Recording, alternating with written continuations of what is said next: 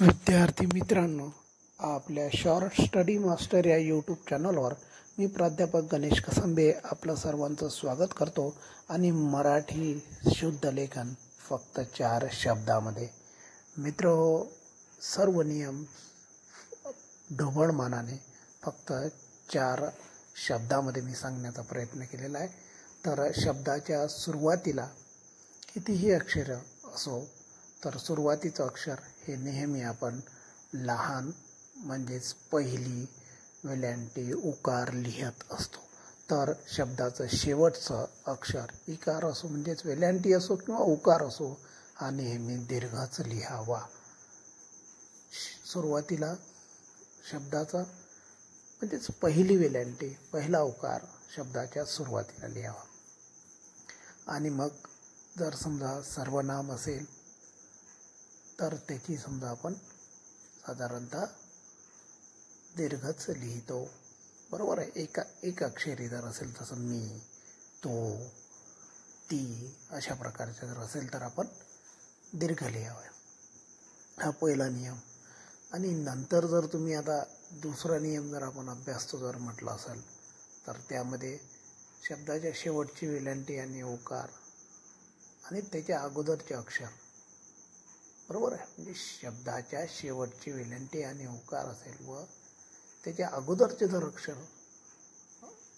अगोदरचे अक्षर लहान असेल, म्हणजेच पहिली वेलांटी उकार असते. बरोबर आहे. शब्दाच्या शेवटी उकार असेल किंवा वेलांटी असेल तर त्या शब्दाच्या अगोदरचे अक्षर कसे नेहमी लहान लिहावे. शेवटचे जर दीर्घ असेल तर त्याच्या अगोदरचं लहान लिहावं.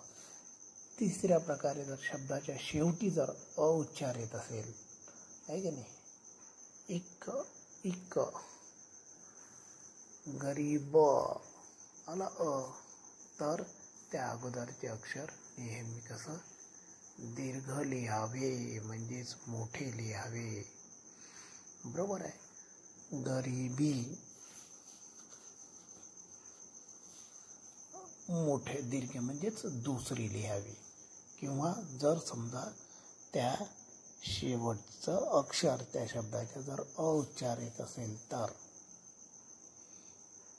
ऐतिहासिक, आहे की नाही, ऐतिहासिक, तर त्याच्या अगोदरचं जे अक्षर आहे तर ते कसं दीर्घ लिहावं. नंतर आहे सामाजिक शब्दात मात्र शब्द लहान म्हणजेच पहिले लिहावे. बरोबर आहे. आणि सामासिक शब्दामध्ये मात्र काय करायला पाहिजे, तर शब्द जो आहे तर तो लहान लिहावा सामासिक शब्दामध्ये. म्हणजे गरिबी आहे ना, गरिबी किंवा कवी म्हणू आपण, कविजन, तर कवी जर आहे तर तो सिंगल कवी जर आला तर कवी दीर्घ लिहावा. पण कविराज असा जर शब्द आला तर कवीची जी वीची वेलांटी आहे तर ती लहान येईल, म्हणजे ऱ्हस्व येईल, म्हणजेच पहिली येईल. शब्दाच्या शेवटी आ, ए आणि ओ उच्चार जर येत असेल तर त्या अक्षराच्या अगोदरचे अक्षर पहिले लिहावे. बरोबर आहे. आ, ए, ओ असेल तर शब्दाच्या उपांत्य शेवटून दुसरे अक्षर ई, उ उच्चाराचे असेल तर त्या अगोदरचे अक्षर कसं लिहावं आपण, अक्षर लहान लिहावं म्हणजे पहिली वेलांटी. जसं गरीबास, आहे की नाही, गरीबास उपांत्य म्हणजे शेवटून दुसरे अक्षर कसे आले, ई आलं. गरीबा आ आलं, आहे की नाही, उ आलं. गरिबी ई आलं. वकिली वकील ई आलं. वकील. सुने ए आलं. ई ए म्हणजे सुनेला. तर सूची वेलांटी कशी लहान, उपांत्य शेवटून दुसरे अक्षर. आता मराठीतील काही अशा प्रकारे झालं व्याकरणाचे. बस बाकी तुरळक आहेत जे आपल्याला माहीतच आहे.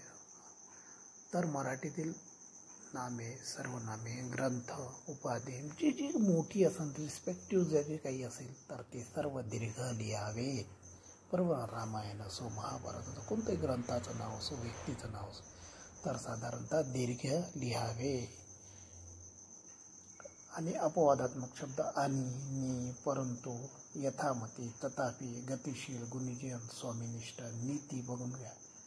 दोन्ही कसे आहे? दोन्ही दीर्घ आहे. रीती, कीर्ती, प्रीती, दीप्ती, पूजा दोन्हीही काय दीर्घ आहे. नियमानुसार जर विचार केला तर कसं राहायला पाहिजे? एक ऱ्हस्व आणि एक दीर्घ राहायला पाहिजे. शेवटचा दीर्घ आणि सुरुवातीचा ऱ्हस्व अक्षर असं राहायला पाहिजे. परंतु हे नाहीच, म्हणून हे अपवाद आहे. तर आपल्या शॉर्ट स्टडी मास्टर या यूट्यूब चॅनलवर सबस्क्राईब करा विद्यार्थी मित्रांनो आणि अधिकाधिक गुण मिळवा. जय हिंद, जय महाराष्ट्र.